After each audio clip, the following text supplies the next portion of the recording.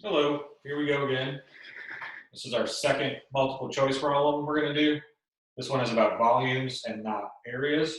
So this one is on page 8 of the area and volume problems that I gave you guys. And this one says, let R be the shaded region bounded by the graph of y equals root x, graph of y equals x minus 2, and the x-axis is shown in the figure above. There it is. Which of the following gives a volume of a solid generated when R is revolved about the x-axis? So that's going to be, I'm going to revolve it around here. It's going to look like this. Maybe it looks like a tulip, kind of.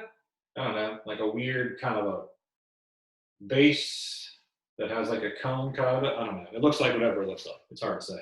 But I labeled the two curves right away because I could tell what they were.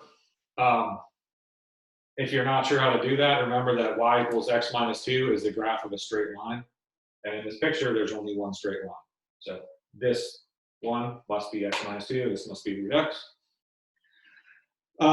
This one has a little bit of a twist to it because I'm revolving around the x-axis, which means, remember, I'm just revolving this part.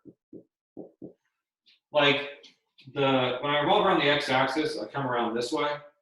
And like for the first part from 0 to 2, like the axis of rotation or revolution, which is the x-axis, is the border. But for the part of this graph from here to here, it's like I'm gonna have to do a top minus bottom kind of a situation. Technically, I'm doing top minus bottom here, but since the bottom is y equals 0, you don't really notice it. It's like the top is root x, and then the bottom is y equals 0 from 0 to 2, and then from 2 all the way to here, the top is root x and the bottom is x minus 2. So this is like gonna be a double integral situation. I'm gonna have to do two separate pieces. When you realize that, you're like, well, I can see that it's from 0 to 2 here, but like, what is this actually 4 here? Like in the picture, it looks like it is, but it's hard to tell if it's really 4 or maybe it's some random decimal. I don't know what it is. And if you're not sure, the easiest way to tell is to just plug 4 into both of these functions and see if you get the same number. So just to check that these things do intersect at 4, I'll say y equals 4 minus 2 and y equals the square root of 2. And I'll see if these give me the same answer. Oops, square root of 4. I'm plugging a 4 in for x in each of these. So I get 2 here, and I get 2 there, which tells me that indeed, when x is 4, these functions meet.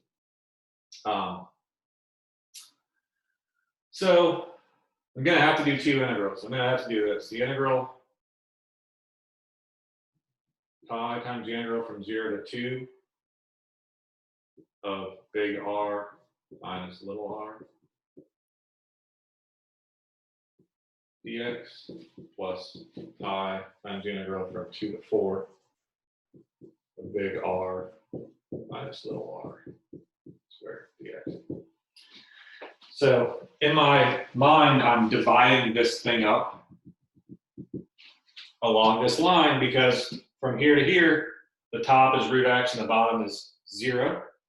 And from here, from 2 to 4, the top is root x and the bottom is x minus 2.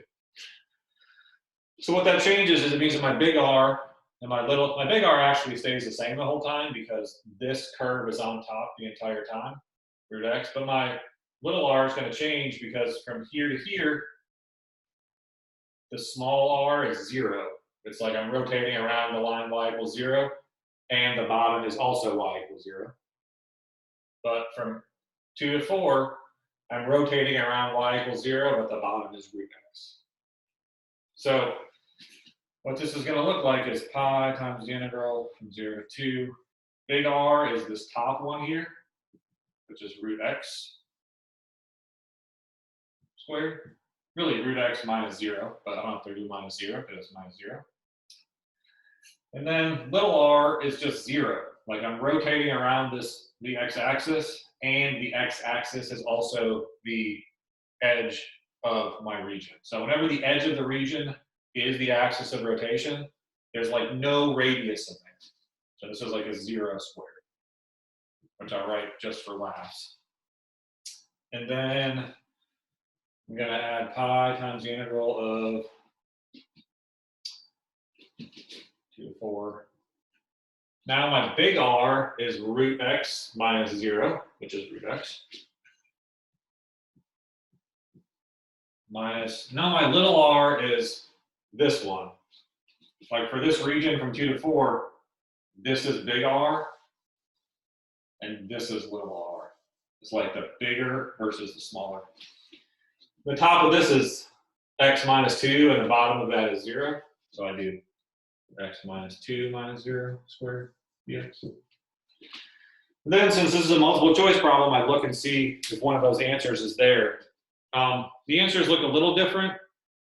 If you look at the answers, the minute you realize that you're going to have to use 2 integrals to do this, you can cross off A and B because each of those choices is just one.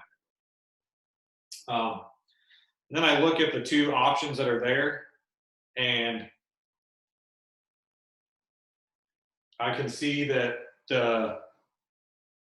this first one is the same in both, because root x squared is just root x. Sorry, it's just x. And that appears in both choice C and D. And then I kind of have to be a little careful looking at which one of those is going to be the right one. And it looks like when I square this, I get x, like I did before. And then it's minus x minus 2 squared. And this is the answer in choice C. So, like before, C is the right answer. So, like I said, this one is a little harder than some of the other ones we did because you have to divide the region up into 2 pieces, because as you move from 0 to 4, the curve that's on top and the curve that's on the bottom do not remain the same. In this one, the curve that's on top is root x the whole time. But from 0 to 2, the bottom curve is y equals 0.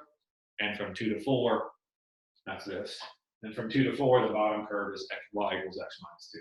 So you got to make sure you split this thing up into 2 pieces. Hope that was helpful.